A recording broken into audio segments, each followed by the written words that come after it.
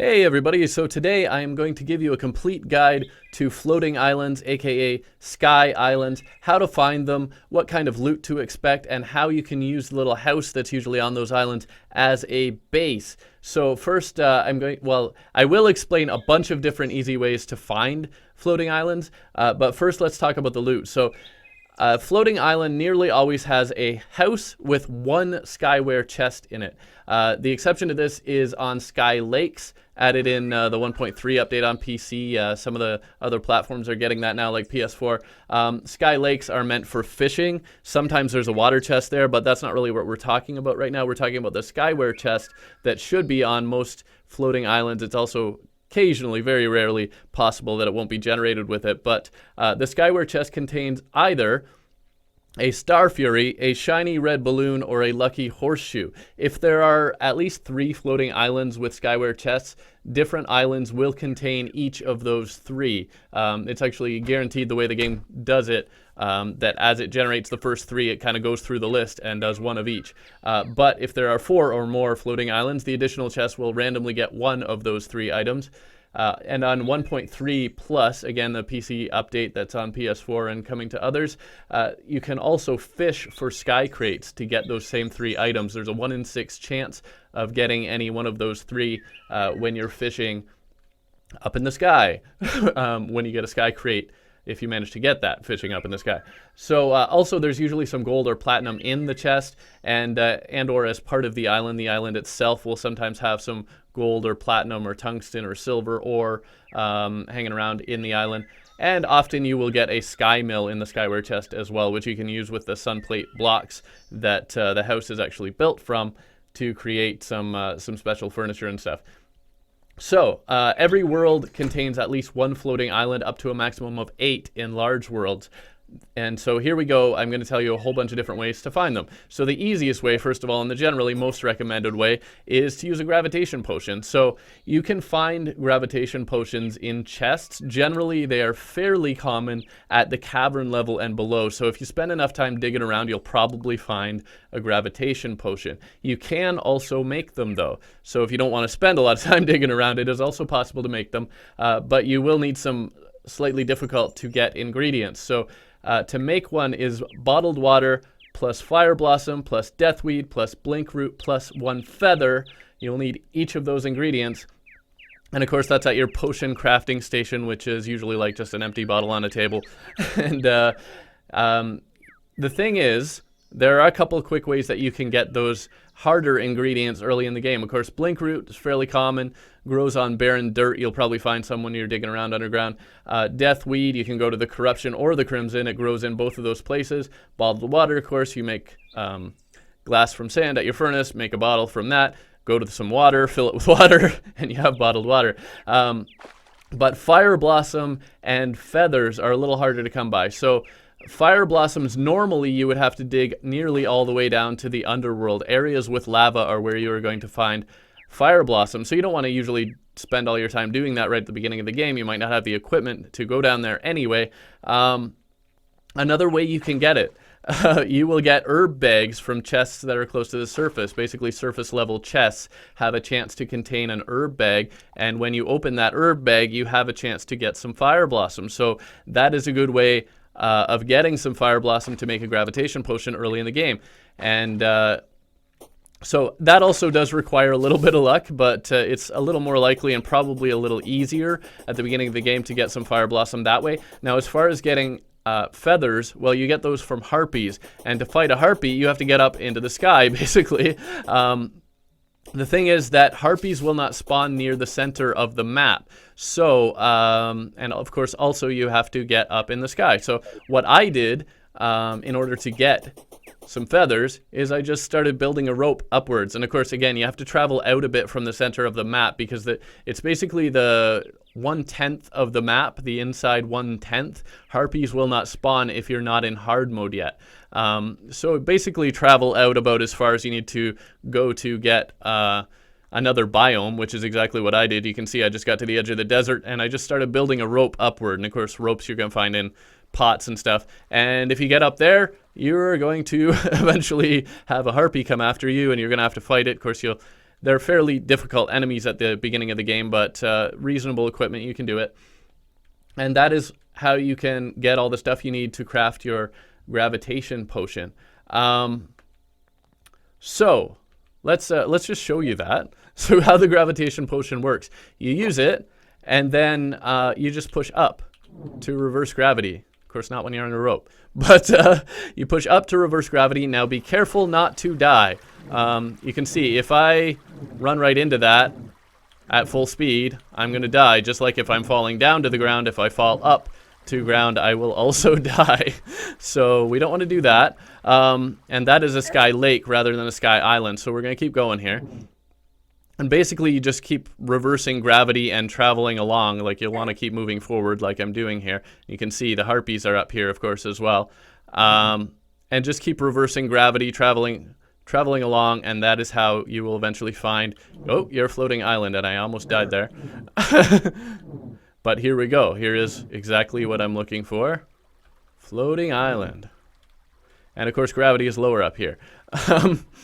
So there you go. There's some platinum in the ground, there's some tungsten in the ground, and there's a skyware chest, and that's exactly what we're talking about. I will show you some additional ways to find these, but there we go. I had a crappy tungsten sword, and bam! I got a Star Fury.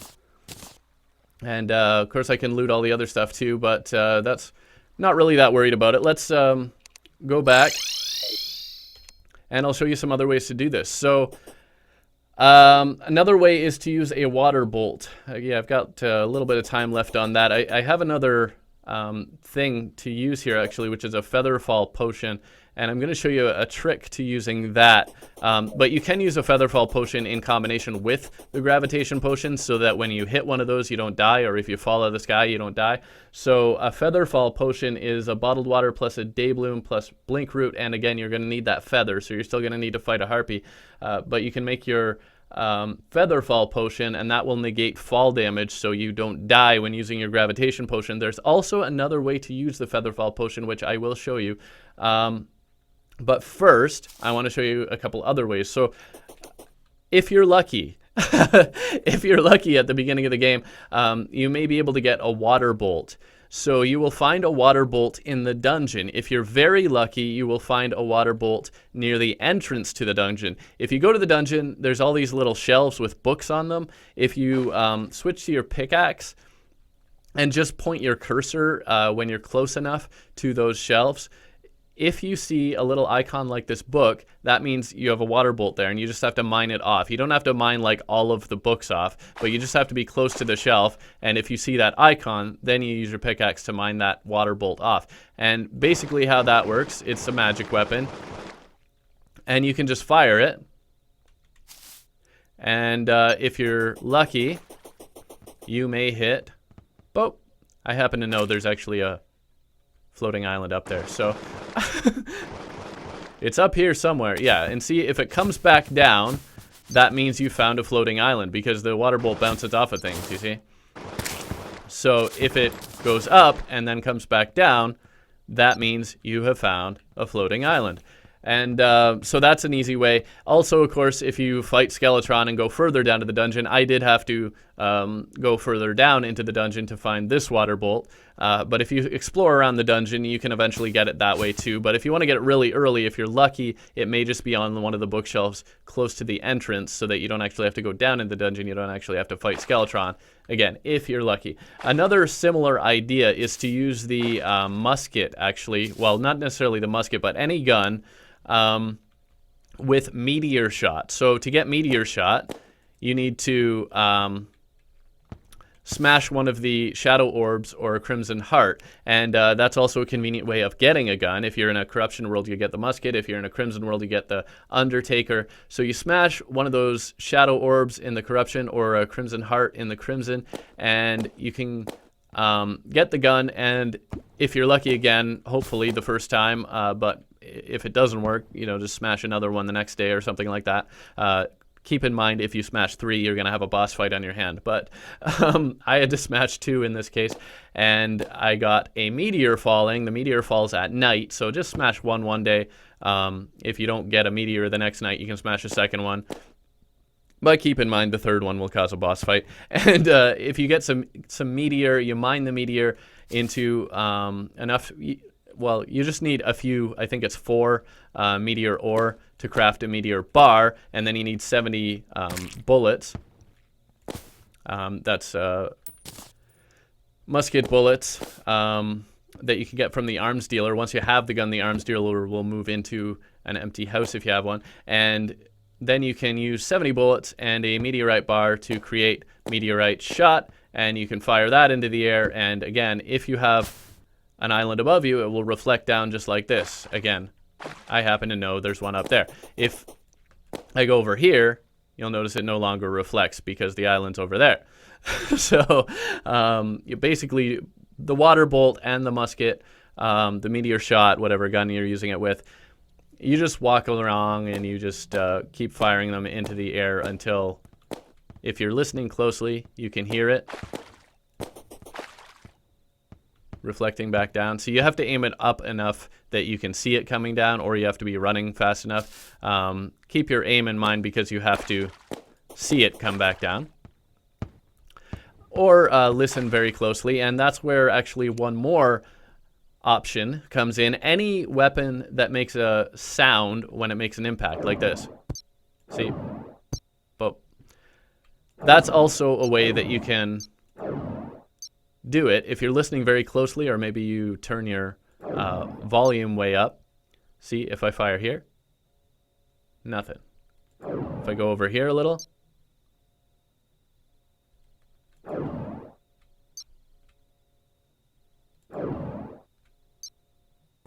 there it is. Thunk.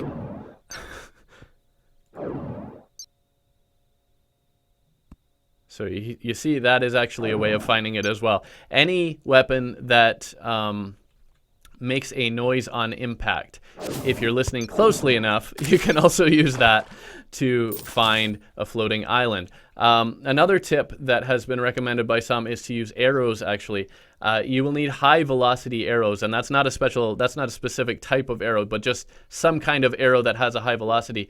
The first one you're going to be able to get is a flaming arrow that's got a 3.5 velocity, whatever that means. But you can see it doesn't go very high. And that's where the velocity comes in, because the faster the arrow, the higher it's going to go. So flaming arrows are actually one of the fastest arrows you can get very early on, but they don't go very high, so that may only work for like small worlds, or if you can get a little ways off the ground when you're firing it. But a little bit later on, you can get hellstone bars from the underworld, and hellfire arrows made from using hellstone bars and combining them with wooden arrows have a velocity of 6.5. That's almost double, which means it's going to go almost double as high. And again, this still may only be useful in small worlds because the islands are lower down, but it is an option. Another thing you can watch out for is falling stars. So if you happen to notice an area where falling stars never seem to fall, that's an indication that there could be a floating island there. So again, and you may even be able to listen for those. If you hear a floating star falling and then it seems to hit way earlier than you would thought, then listen for that. And if you don't see it on the ground and it sounded like it hit way earlier, that means it may have been somewhere nearby at least. And also, if you happen to be playing long enough that you notice an area where falling stars never seem to hit the ground, it's a good indication that an island is up above you. So, actually, I'm going to show you that thing with the featherfall potion. So this is kind of a funny trick. And it's actually pretty hard to pull off. But I did manage to, if I show you my map, actually, I managed to pull this off. You see, I've built these platforms out on either side of my housing area, and you can see there's this kind of sort of curve area here. And what I did, I managed to launch myself with a featherfall potion just about that high. Actually, I kind of made my way up on top of the tree, and then I managed to get to the next tree, and then I jumped off. And that was just with a featherfall potion. So obviously you can't get like super high. And again, in a large world, this may not work as well as it might on a small world. This is a large world. But how a featherfall potion works, besides making you fall more slowly and allowing you to control the rate of your fall and negating fall damage, it actually has like a weird sort of effect if you use it with a grappling hook. So if you have a feather fall potion and a grappling hook, you can do this. Grapple, hold up, jump. And you can see I get pretty high up doing that. And then I can kind of use, I've got a double jump, a cloud in a bottle, along with that as well. And so you can see I can get up actually this high, and then I can I can hold up, because as long as you're holding up while using your featherfall potion, you will jump higher and you will fall slower. So, yeah, it's a little weird and it's a little limited, but you can just about do it. And especially if you have some of those big trees around, or if you get you build something up high, you can boost yourself a little. You can kind of use the featherfall potion by itself, which is a lot easier to come by. You can get a certain height up. Again, this will work better in smaller worlds. But again, that featherfall potion is just bottled water, day bloom, blink root, and a feather. So it's relatively easier to make versus the gravitation potion. And if you manage to do it just right, you can launch yourself a little higher than I manage most of the time. It takes some practice.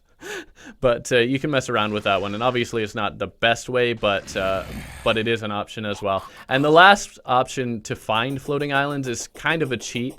It's that you can just spawn in the world with a hardcore character and get yourself killed. And of course, a hardcore character, when you die, you turn into a ghost, and then you can just float around, and you can actually explore and just kind of keep track of where the floating islands are. You'll kind of have to note it down, because when your hardcore character dies, of course, the character is deleted, so you won't have the map. But if you're paying attention, you can note down where that is. And it is sort of a cheat, and I've never done it that way, but you know, if you're desperate, get a hardcore character and just die and float around with a ghost and find where the islands are, and just keep note of that, and then come back with your regular character, and you can use that to know where they are. Here, I'm just gonna try that. Ah, damn you eyes getting in the way of my... Yeah, this is a tough one to do with a featherfall potion, but there you go. You can launch yourself pretty high. You can use your grappling hook on those trees. You can do all that. Oh, got a little bit higher. Anyway, so as far as using the floating islands as a spawn point, a house, a base, I know that there's one there, so I'm just gonna go up there and I'm gonna show you how to do this. So there we are. And with the featherfall potion, as you can see, you fall slower. So all you need to do to use it as a base is actually put a bed in here. But the thing about these is that they're already considered valid housing as soon as you put torches in. So NPCs will actually spawn in these floating island houses as soon as you put a torch in, or any other light source. It's all of a sudden considered valid housing because it's got everything else already. It's got table and chairs, it's enclosed, it's got the background walls. They're not actually player placed, but the game doesn't seem to care. See, housing is suitable. So if I have a light source in here, it's already considered valid housing, and I can actually spawn NPCs in here. Now, if you want to spawn in here, you're going to need a bed. And that's all you need. You just need to put a bed in, and then you can mark that as a spawn point. So on PC, that's just a right click once you have your bed. So to make a bed, well, I have a whole video on making a bed and setting your spawn point, but the short version is that you will need, normally it's 15 wood and 5 silk, and you make it at a sawmill. Of course, you have to make a sawmill first, and silk you make at a loom. The short, easy version, though, is that you can actually make a bed from 15 cactus and 5 silk at a workbench. So that's something you can do a little earlier, a little quicker. And so you can just collect cactus in the desert. You'll just need 15 of it. You can find looms in some of the underground houses while you're mining underground anyway. And so you can make your silk from cobwebs at the loom. You can just gather up some cactus, go to your workbench, and make a cactus bed from a simple 15 cactus and 5 silk, set it as your spawn point, put it in here, and that is already a sky base, just like that. The other question about that, though, is that you're going to need a way to get up and a way to get down. So if you don't have, like, for me, I have a magic mirror. I can always beam back here. And if I'm lucky, yes, actually, this is exactly what I need. If you get a lucky horseshoe while you're in your, while you find one of these islands, lucky horseshoe negates fall damage permanently. You just have to equip it. So if I put that in there, I can actually just jump right off of the edge of this island. Okay, I can't hold the door closed all by myself. But I can actually jump right off the edge of the island and not even worry about getting hurt because I just got a lucky horseshoe. So I can do that, but if you don't have that option, options to get down and up are usually just a really long rope. You can go to the edge of the island, drop a very long rope all the way down, and use that to get both up and down. Again, there's a little tip with ropes. If you fall at full speed and then grab the rope, then you'll go down the rope at full speed. If you jump and push up to grab the rope as you're going as fast as you can, in your upward jump trajectory, then again you'll be ascending that rope more quickly as well. And so that's how you can get up and down quickly using just a rope. Or of course you can use recall potions, and you can use, for instance, this umbrella, which will slow the fall speed, and I think that negates fall damage as well. Don't quote me on that. But those are ways to get up and down. And I should of course, it's always nice to have a blood moon when I'm recording, right?